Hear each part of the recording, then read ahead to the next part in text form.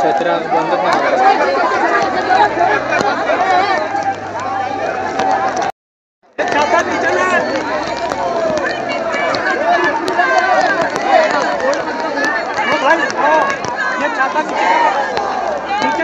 Sir camera पुसता है एक minute करू का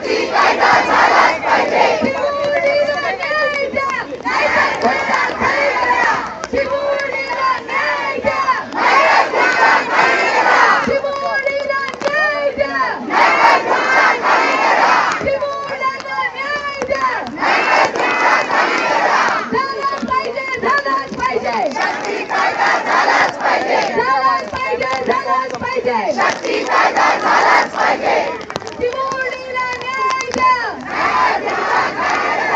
एक दो एक दो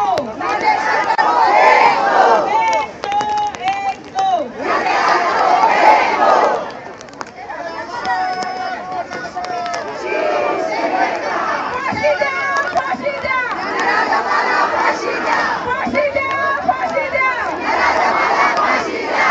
झालंच पाहिजे, झालंच पाहिजे. शक्ती कायदा झालाच पाहिजे, झालाच पाहिजे, झालाच पाहिजे. शक्ती कायदा झालाच पाहिजे. चिमुरड्यांना न्याय द्या. चिमुरड्यांना न्याय द्या. चिमुरड्यांना न्याय द्या.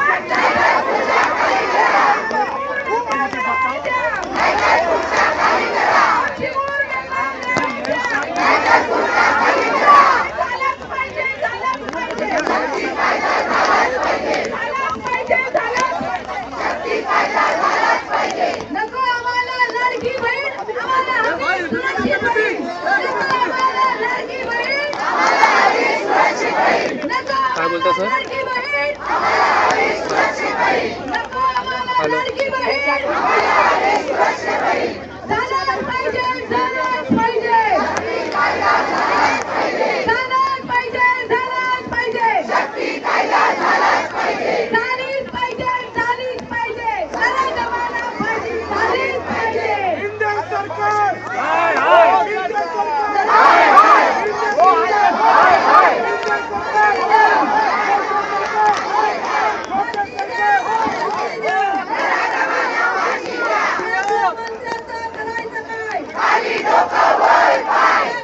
काय सर?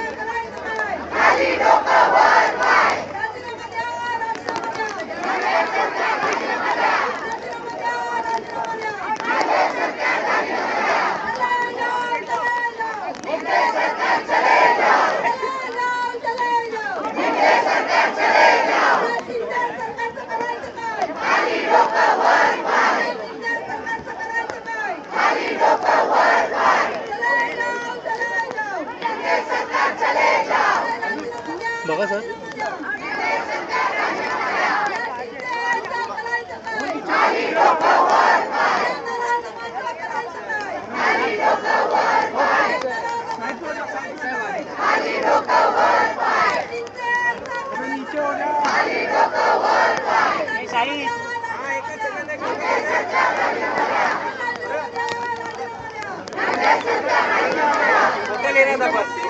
फोटो ले रहा था बस हो गया.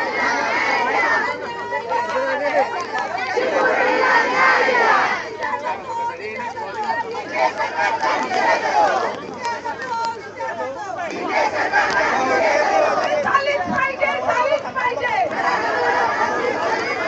झालीच पाहिजे, झालीच पाहिजे.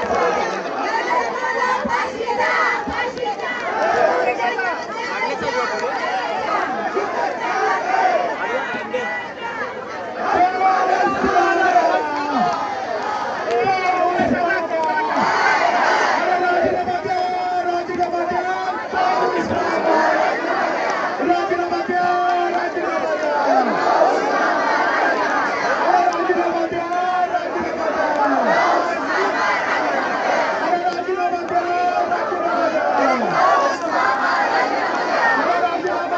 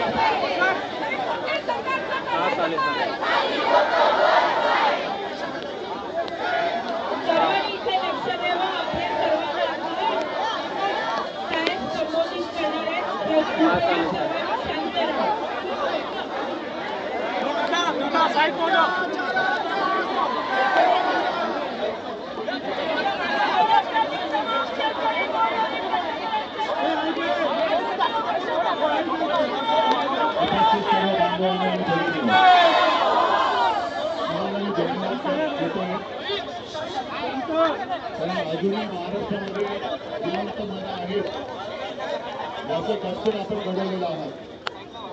आणि जे मोकाट सरकार आपल्या महाराष्ट्रावरती राज्य करते, घटना पाहिजे सरकार राज्य करते. खरंच मला या सरकारची कीव येते की त्यांनी नराधमांच्या विरुद्ध उभारण्याच्या ऐवजी नराधमावरती पांघरुण लावण्याचं काम करतात. दुष्कृत्य झाल्यानंतर सरकारने खणखणीत बाजू घेण्यासाठी भूमिका घ्यायला पाहिजे होती. पण ज्या वेळेला सर्व दारं बंद होतात तेव्हा जनतेला रस्त्यावरती उतरण्याखेरी दुसरा पर्याय नसतो.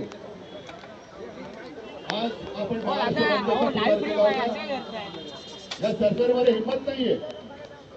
आजचा महाराष्ट्र बंद हा कडकडीत झाला असता आणि याची जाणीव सरकारला झाल्यानंतर एक तर संकटाचा सामना करण्याची यांची हिंमत नाही, संकटाचा बंदोबस्त करण्यामध्ये यांच्यामध्ये काही ताकद नाही. असं हे निर्डावलेलं सरकार हे आपल्या राज्यावरती महाराष्ट्रावरती राज्य करते. आणि याला जेव्हा अंदाज आला की हा महाराष्ट्र बंद कडकडीत होणार, तो होणारच.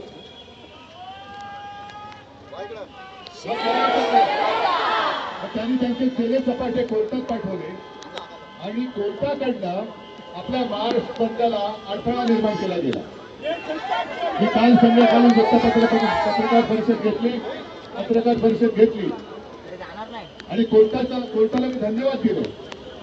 कारण आपल्याला जे वाटलं होतं आपली केस सर्वोच्च न्यायालयात 2 वर्ष 2.5 वर्ष तारीख पे तारीख सुरू आहे, न्याय कधी मिळेल असा आम्हाला एक विश्वास आहे, जरूर आहे.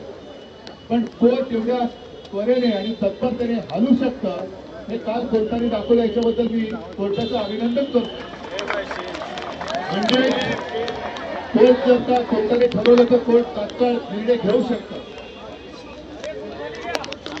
आज आपण इकडे सगळे जमल्यानंतर सरकारला कळलं असेल की जरी तुम्ही आमच्या बंदला बंदी केली असली तरी महाराष्ट्राच्या प्रत्येक हृदयामध्ये आणि प्रत्येक घरामध्ये या अत्याचाराविरुद्ध आणि तुमच्या नेत्यांच्या सरकारविरुद्ध एक मशाल धगधगते आहे. तुम्ही आमच्या बंदला बंद केलं. कशासाठी बंद केला होता?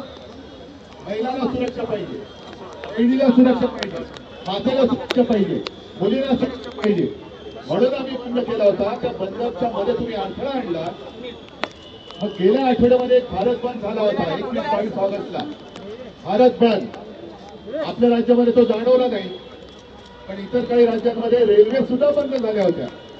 तेव्हा हे सगळे याचिकाकर्ते कुठे गेले होते?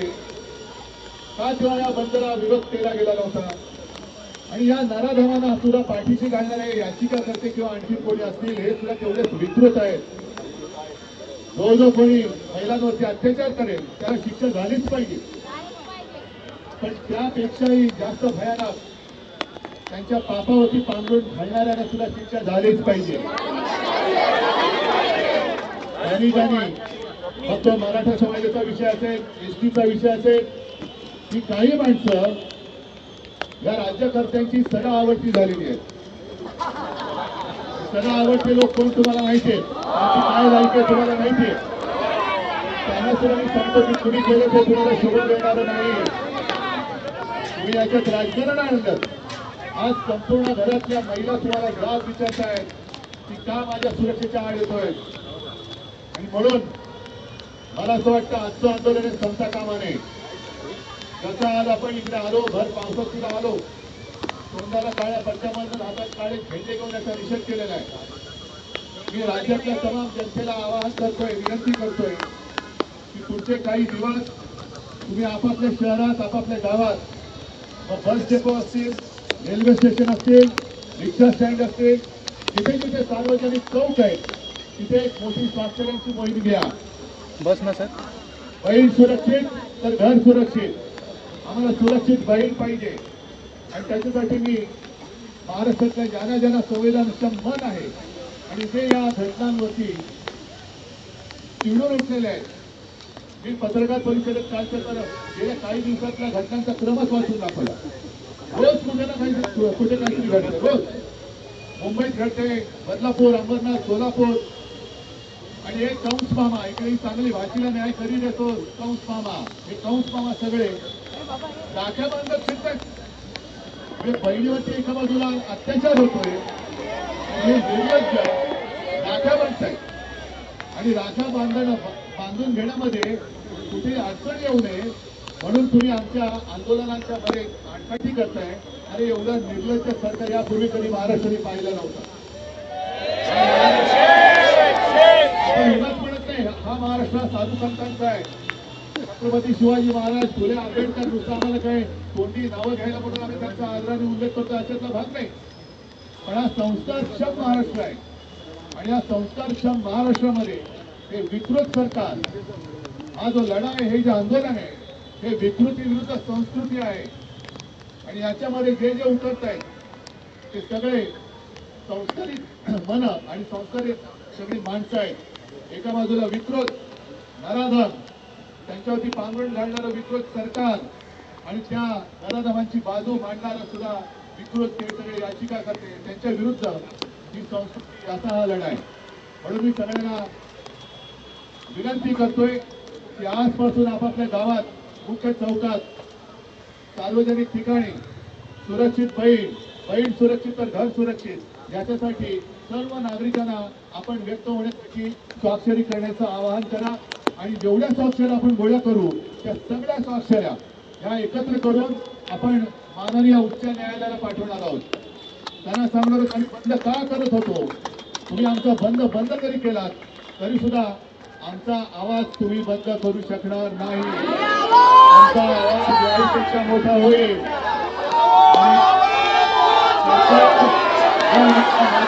रक्षण करायला समर्थ असेल, सरकार जर अत्याचारांचा पाठीशी घालणार असेल तर आम्ही शिवसैनिक या माता भगिनीचे पुत्र आणि बांधव म्हणून आमच्या माता भगिनीचं रक्षण करायला आम्ही समर्थ आहोत. आमच्या राज्यामध्ये भगिनी सुरक्षित राहिलीच पाहिजे, हा आमचा अट्टहास नव्हे, आमचा एक कायदा असेल. आणि म्हणूनच जो शक्ती कायदा आपण केला होता, राष्ट्रपतींकडे तो पाठवला गेलाय. राष्ट्रपती सुद्धा महिला आहेत, त्यांना सुद्धा मी जाहीर आवाहन करतोय की महामहिम राष्ट्रपतीजी, आपल्या दप्तरामध्ये, आपल्या कार्यालयात गेले 1-2 वर्ष माता भगिनींचं रक्षण करणारा शक्ती कायदा हा धुळखात पडलाय. आपण कृपा करावी, त्या कायद्यावरची धूळ झटकावी आणि या सरकारला सुद्धा थोडंसं झटकवा आणि तो कायदा लवकरात लवकर महाराष्ट्रामध्ये अंमलात आणा अशी जाहीर विनंती मी आज राष्ट्रपतींना करतोय, इथल्या सरकारला करतोय. आपल्या सगळ्यांना धन्यवाद देतो. पण परत एकदा सांगतो, आता जी जाग आले ही जाग जाऊ देऊ नका. कारण प्रत्येक घरात ही चिंता आहे, माझी मुलगी शाळेत जाते, ही सुरक्षित आहे का, माझी बहीण ऑफिसमध्ये जाते, सुरक्षित आहे का, माझी आई ऑफिसमध्ये जाते, सुरक्षित आहे का. तर ती सुरक्षा व्यवस्था देण्याच्या ऐवजी सरकार निर्लज्जपणाने वागते. हे सरकार आता घालवावंच लागेल आणि आपल्याला आपल्या बहिणीची सुरक्षा करावीच लागेल. सगळ्यांना परत एकदा धन्यवाद देतो. जागे रहा. जय हिंद, जय महाराष्ट्र.